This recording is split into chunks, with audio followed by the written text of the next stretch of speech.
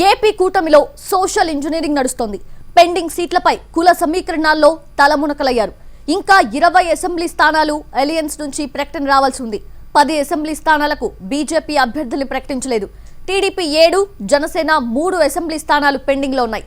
మొత్తం మీద 20 స్థానాలకు సామాజిక సమీకరణాల లెక్కల్లో ఉంది కూటమి.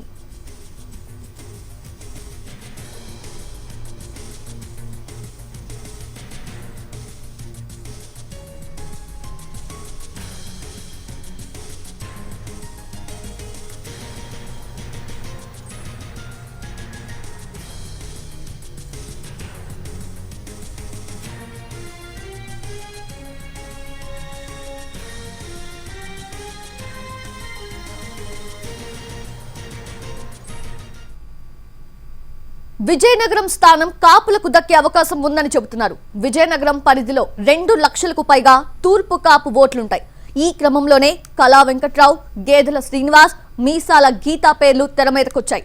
శ్రీకాకుళం, అనకాపల్లి స్థానాలు కొప్పుల వెలమలకు కేటాయించే అవకాశం ఉంది. ఇక ఒంగోలు, కడప పార్లమెంట్ స్థానాల్లో రెడ్డి సామాజిక వర్గానికి దక్కే ఛాన్స్ ఉంది. బాలశౌరి మచిలీపట్నం నుంచి పోటీ చేస్తారా అన్నది తేలాల్సి ఉంది. దర్శి, చీపురుపల్లి, భీమిలి, అనంతపురం అర్బన్, రాజంపేట, గుంతకల్లు, ఆలూరు స్థానాలకు టీడీపీ అభ్యర్థులను ఇంకా ఖరారు చేయలేదు.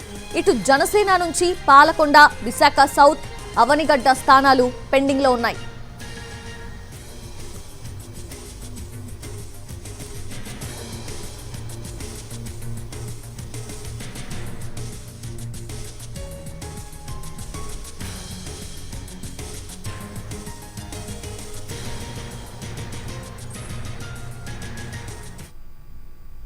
ఏపీ కూటమిలో నడుస్తున్న సోషల్ ఇంజనీరింగ్ పై మరింత విశ్లేషణ మా ప్రతినిధి పిఎంఆర్ చంద్రశేఖర్ అందిస్తారు.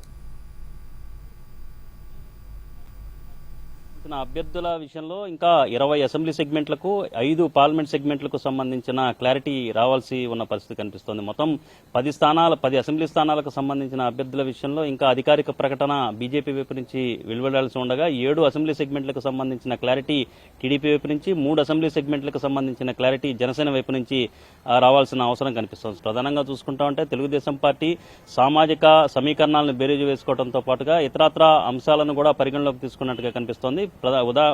ప్రధానంగా చూసుకుంటుంటే ఎంపీ స్థానాల విషయంలో పూర్తి స్థాయిలో క్యాస్ట్ క్యాలిక్యులేషన్ ని చాలా పరిగణనలోకి తీసుకుంటున్నట్లుగా మనకు అందుతున్న సమాచారం మేరకు తెలుస్తుంది. విజయనగరం, అలాగే కడప, అనంతపురం, ఒంగోలు ఈ 4 సెగ్మెంట్లకు సంబంధించిన పార్లమెంట్ సెగ్మెంట్లకు సంబంధించి టీడీపీ అభ్యర్థుల్ని ప్రకటించాల్సిన పరిస్థితి ఉంది. సో ఈ నేపథ్యంలో విజయనగరం కేంద్రంగా ఆసక్తికరమైన పరిణామాలు చోటు చేసుకుంటున్న పరిస్థితి కనిపిస్తుంది. సో ఉత్తరాంధ్ర ప్రాంతంలోనే సీనియర్ నాయకులుగా ఉన్న వాళ్ళకి టికెట్లు దక్కని పరిస్థితి ప్రధానంగా కనిపిస్తుంది. కళా వెంకట్రావు కావచ్చు, అలాగే బండారు సత్యనారాయణమూర్తి, మరొక కీలకమైన వ్యక్తి గంటా శ్రీనివాస్, వీళ్ళ ముగ్గురికి ఇప్పటికీ టికెట్లు దక్కలేదు. 3వ స్థానంలో కూడా 3వ జాబితాలో కూడా వీరికి చోటు దక్కని పరిస్థితి కనిపిస్తుంది.